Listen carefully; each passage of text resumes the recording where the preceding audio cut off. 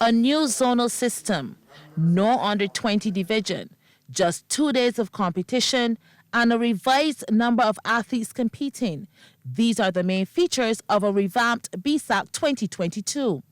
As you can imagine, the COVID-19 pandemic has seen sports having to revise how they operate, and BSSAC is no different, with athletes competing in 3 zones instead of for their individual schools.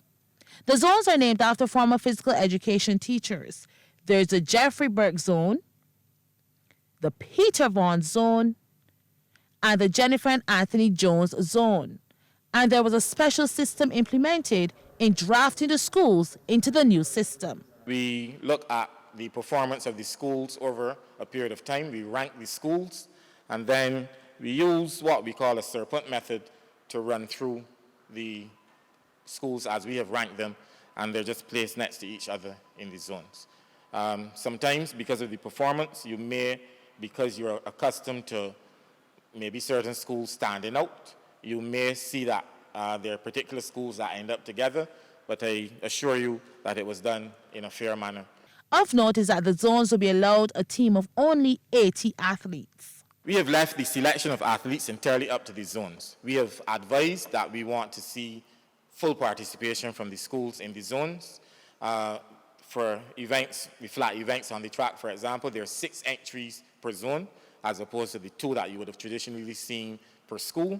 So the zones have employed their own selection process.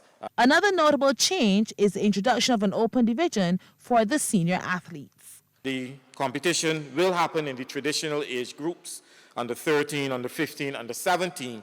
However, there's no under 20 this year. We are calling that age group an open group.